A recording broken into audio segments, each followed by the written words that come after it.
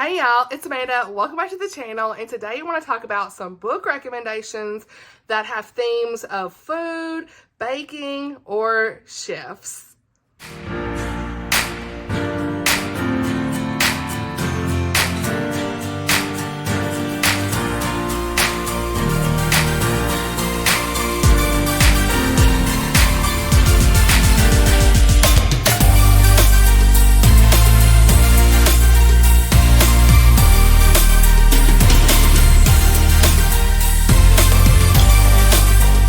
Alright y'all, we got the book stack here, okay?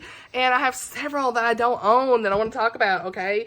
Lots of cozy mysteries are going to be on this list. I actually have a couple that I've never read that I'm going to just kind of do at the end and say, hey, I haven't read these, but they have food on the cover or something like that. They sound good. So yeah, I got two of those.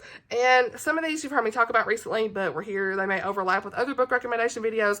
But I like to hey, let's do a whole video of anything that has baking, maybe bubble tea, or candied sweets, desserts, cooking, all these different things. And yeah, without further ado, let's get into it. So first and foremost, I want to talk about 5 Days in Skye by Carla, Laureano. I know I talked about this recently in another video, and I thought I unhauled it, but I actually found all 3 books somewhere. So anyway, I'm glad I haven't unhauled it because I still want to recommend this to a lot of you guys. I give it 3.5 stars. It was a little insta love for me, but I still really enjoyed it. It has a Scotsman, and he's a celebrity chef, and our main girl was Andrea, and so she is this girl who's trying to do a story on him. It's her new assignment, and well, I said a story on him. No. No, that's wrong. Okay. No. Forget that. So what? She is a hospitality consultant. This is where memory is gone. Bad. It's bad. But we're gonna keep that in there just so y'all know. Girl, I get everything mixed up. But Andrea is a hospitality consultant, and she's trying to snag him as a high-profile client for her job. That's it, okay? And he is on this, they're on this lush isle of Skye, and that's kind of what it says, 5 Days in Skye. She's obviously going to be there for 5 days. They're going to fall in love, all that stuff. It's super cute. He's a celebrity chef, so you see a lot of the chef stuff in this.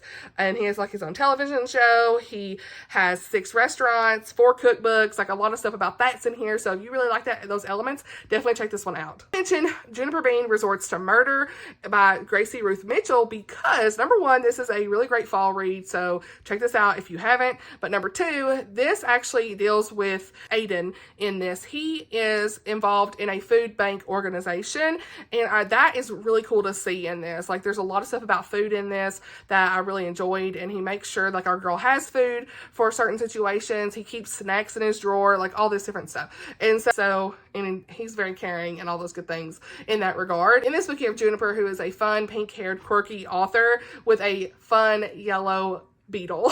Okay, I want to say it was a beetle.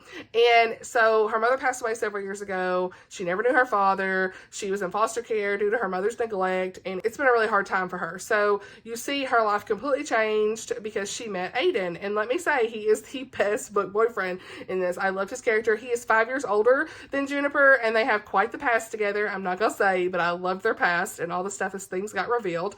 They haven't seen each other in years, and they're actually gonna have to be roommates. Now, this is a clean, secular, closed door romance. It didn't have content that bothered me, but just be aware of those things. But it's one of those forced proximity tropes and everything, but a completely clean romance. And so, yeah, Aiden doesn't really want anything to do with this new living situation, but he ends up finding himself involved with her, and they end up in this crazy situation because Juniper gets a letter that says something, I want to say it was a letter, saying something about her father, meet me so-and-so, and so she goes to meet this girl, and they find her dead. And it's what? And then the girl's gone. It's where'd her body go? What's happening? So it pops off about 20% with this mystery element, okay? And so you don't really see where it's going. I loved it. It's 4.5 star for me. So yeah, I wanted to mention it just because some of the food elements in here, because he, like I said, he is involved in that food bank. Next, we can't talk about books with food in them without some cozy mysteries. And so these I don't own anymore, but I have been reading them. And it's the Seaside Cafe Mystery Series. I'll be very brief just because we've already talked a lot about these on the channel recently. I'm going through this series. I think I finished book 4 recently. And so the first book is Live and Let Chow by Bree Baker. This is very cute, Southern charm, tea, cafe, beachy vibes, all those things that you want in a good cozy mystery. It's clean, and it doesn't have any language or anything like that. And she has this little tea shop, Everly Swan, I love her name. It has this little tea shop called Sun, Sand, and Tea, and it has like all these different varieties of teas and stuff, and it's set in the small town of Charm, North Carolina. And so there's all these great details about the foods, and there's recipes in the end and all this stuff. So I love that. It's really great for that. But in the first book, you see Everly stumbles upon the body of a councilman who she'd been arguing with, and she has to like clear her name and stuff. And there's this really handsome detective named Grady Hayes. Loving this series so much. I highly recommend. Speaking of teas, we've got Death by Bubble Tea, and I love this well, I say series. It's only 2 books so far. I don't think the 3rd book has been announced. Jennifer Chow is the author. I love these books. The first book I gave 4, I think I gave both these 4 stars, 4.5, whatever. But the first 2 books I just devoured. Buddy read these with my friends. We really enjoyed them. And this one is also a clean, cozy mystery. And if there's any cozy mystery in this list that makes you really want to eat, it's this one. Like, this is like the LA night market scene. You've got all these different stalls and booths and stuff for all these different foods and everything, and it's just gonna make you so hungry when you read it. This is following 2 cousins, Celine and Yale, and you see how they're starting their food stall in their local night market, and the last thing they expect is a murder victim. So they think they're gonna go in and do this whole night market food stall stuff, and the girls are working one night. They have their bubble tea and stuff, and somebody is found dead with their glasses that they used. Something about some gold flakes that they added in the tea as a garnish. They're thinking, did that kill him? All this stuff, y'all. It is really good. It has some good literary references as well, like nods to Pride and Prejudice. Like the first line is really good. So yeah, this is definitely the one that's going to make you the most hungry. Make sure that you've already eaten before you read this book. But it's so good. So yeah, hopefully she continues on in this series at some point.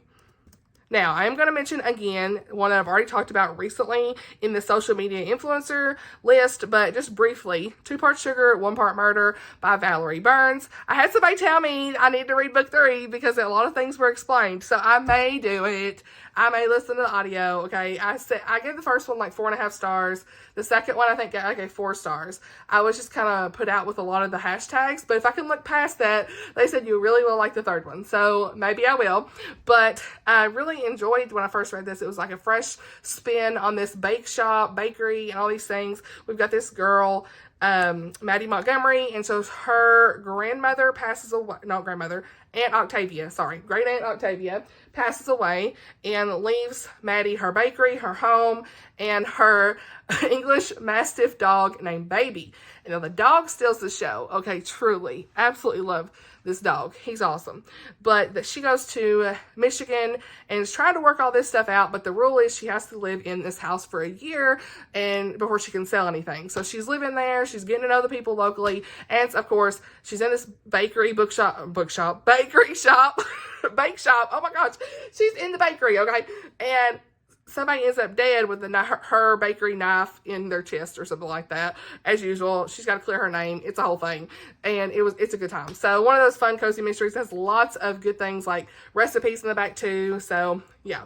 Another one that is like a chocolatier shop type mystery that I recently talked about in my Cozy Mystery TBR is a Salted Caramel. I love this first book. It was so good. It's in the Amish Candy Shop Mystery Series. I think that's what it's called, but it's got a lot of good family elements. It's one of my favorites, cozy mysteries of all time. I gave this 5 stars.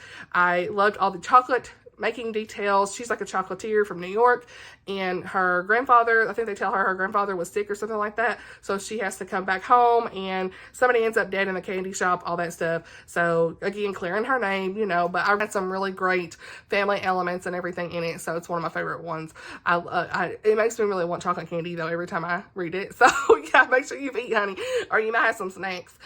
Okay, so those are all the cozy mysteries I think I had on the list. And the next book I want to mention is more of a contemporary romance, and that is Tacos for Two by Betsy St. Amant. And I don't own this anymore, but it was one of the first books I read when I started my channel, and I really enjoyed it. I gave it 4 stars. There's like this couple, I think it's got like You've Got Mail type elements, I can't remember if they were emailing back and forth, maybe something like that. It's leaving me. The review is leaving me. It's been since 2021 when I read this. I want to say main couple in this, they are in a competition, a food truck competition, I'm pretty sure. So lots of stuff with food trucks and tacos and fun recipes like that. So it's one of those really cute, clean, food type romances that I think a lot of y'all would like, so definitely check it out. Okay, so now we're back on the physical books. Okay, My Phony Valentine by Courtney Walsh. I forgot that she was a chef, so I was like, hey, we can put this in here. So this is one of my favorite fake dating hockey rom-coms of all time. I love Courtney Walsh's writing, very cute and clean and just sweet, all these things, feel good story, right? In this we have our restaurant owner, Poppy, and she ends up running into none other than Dallas Burke, and they end up having to fake date because of the situation that she's like pretending that he's her boyfriend right there in the middle of everything, and everything kind of goes on from there as the full fake romance ensues, since it would be a win-win to help her restaurant that's failing and his publicity to help his bad guy reputation. So super cute. I don't remember how much food elements was in this, honestly. I know there was stuff with the restaurant and everything, but like what stands out to me is the characters, like their relationship together and everything. I love it. There's no third act breakup. There's a funny grandmother, no miscommunication, all that stuff. So we love to see it. It's one of my favorites. Next, we'll talk about Love and Gelato by Jenna Evans Welch. This is a secular romance, contemporary romance. It's more YA leaning, but I really enjoyed it. I gave it 4 stars. This is set in Italy, and this girl is going on this journey to Italy to learn all more, I think to actually meet her father. That's right, that she didn't really have anything to do with. And so she's spending the summer there in Tuscany, and she is reading her mother's journal along the way. She had passed away and everything, so she's kind of reading through all of that and processing through this grief still, and she ends up meeting this guy, what's his name, Ren, the ever so charming Ren, okay, and they end up kind of going throughout Italy, of course having gelato, lots of good and fun meals and stuff in this book, and just the scenery of Italy. It makes you really want to like go there and visit. That's what really stands out for me in this book. I haven't continued on in the series. I've heard that the movie is not good, to stick with the book. So this was clean, if I remember. I think it had a little bit of language or whatever, but it just didn't have anything too stand out to me that I can remember. So yeah, I really enjoyed this one. I'm still wanting to continue on in the series at some point. It just hasn't been a priority. So yeah. Then we have got The Divine Proverb of Streusel by Sara Brunsvold. I give this 3.5, rounded up to 4 on Goodreads, but this is a Christian contemporary fiction, and you can obviously tell we have lots of baking and things here, but in this book we have got our girl Nikki, and so she goes to her uncle's farm in Missouri, and her parents have recently divorced and all this stuff, so she's going through a lot of things with that, but she is going to spend the summer there and try to plan for a better future. And so when she gets there, she's going through her grandmother's belongings, and she finds an old notebook with all of these handwritten German recipes. And so she starts pulling the proverbs and the wise sayings from these recipes that are like written throughout. It's really good. And so she starts making these recipes, and she invites the locals to her family table so that she can kind of talk about the town's history and learn more and about her estranged father and everything there. So yeah, this was super cute. It's one of those like, this was really a good like family driven story. It's more like this girl's on this journey to learn more about everything that's happened and about her family, and this notebook of all of the recipes is helping her do that. So yeah. Last book I want to recommend is It's Boba Time for Pearl Lee. This is super cute. The author is Nicole Chen. This is one of my favorite middle grade books that I read this year, and I've already read this with several friends, and we had the best time reading this. It was just one of those cute, feel-good middle grade stories. It didn't have anything crazy in it. It was just very sweet, you know, and one of those like lesson learned type books for kids. Pearl Lee is one of those characters who learns so much in this book because she is going to this boba shop all the time, and she really wants to help the lady who is running it because she's about to have to close the boba shop. So she's trying to figure out all these different marketing ideas of ways that she can help the boba shop not go under. And so it was just really great family elements, and she's trying to figure out how she can make money. So she's making these cute little dolls and stuff. I can't remember what they called them. What, she's starting to like navigate her own business because she crochets. Was it crochet? Yeah. Amigurumi. That's it. those little amigurumi dolls. And so, yeah, her family's so technology obsessed. Like, they don't want her to do that. And so she's, like, having to learn all these different things and how to use certain technologies and things and to do her business. And so it's just a growing exercise for her and experience for her, that I'll say. So, yeah, I love that one. It's super cute. And it's got a lot of good Boba references. So, but that's everything for this list. I'm sure there's plenty more. I do have a couple others, like I said, that I've not read that I'll share with you guys that I would like to read. So you can tell me, have you read these too? Let me know. We've got The Sweet Life by Suzanne Woods Fisher. I've never read anything by this author, but I see these books all the time at the Christian bookstore. It just, anywhere I go, these books seem to follow me. So I've got the first one, and it says Summer on Cape Cod. We've got Dawn Dixon, and she can't believe she's on a groomeless honeymoon on beautiful Cape Cod with her mother. She was supposed to be here with Kevin, the man she loves. Still, Mom was the right choice. Dawn's heart may have been broken, but Marnie Dixon is in the need of mending as well. Mom, being Mom, creates a mess when, on a whim, she buys a rundown ice cream shop in town, tightly regulated, historic. Oh, in the downtown, tightly regulated historic district, with big plans to fix it up. She's never remodeled anything, and she's never even made ice cream. So, yeah, this sounds like it's going to be a good time. Dawn knows that she has to stay and fix this. Her mother's money pit ice cream shop may have created a chance for a happy ending. So, yeah, I've heard this is good. Let me know. And then we have got the Brunch at Bittersweet Cafe. I don't know what number this is in a series. If it's like standalone still.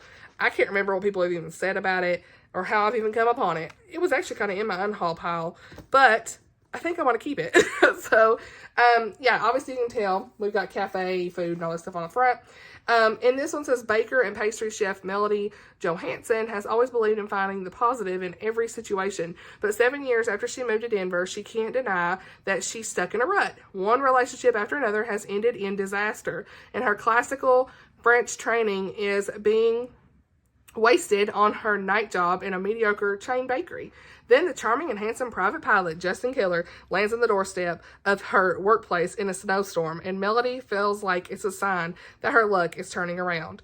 And so he's intrigued by her. The last thing he's looking for is a relationship. He has had romantic failures, all this stuff, and they find themselves drawn together by their unconventional career choices. So, yeah. Super cute, sounds like. So, yeah, those are the two that I had that I have not read, that I found that had food and stuff. I'm sure there's more that I just missed, but wanted to mention those. So, yeah, let's chat down below in the comments as always. Have you read any of these books? Is there any others that have, like, food themes, chefs, all the good stuff? Let me know. I know there's plenty of cozy mysteries, but if you have any others that are not cozy mysteries too, specifically, let me know those as well. So, I love food and cozy mysteries, honestly. Like, it's fun because it always has recipes and stuff, so that's fun. Have I ever made one? No, but I mean, it's fun to look at. Anyway, thank y'all for watching. I hope you enjoyed it. I'll see y'all in the next video. Bye, y'all.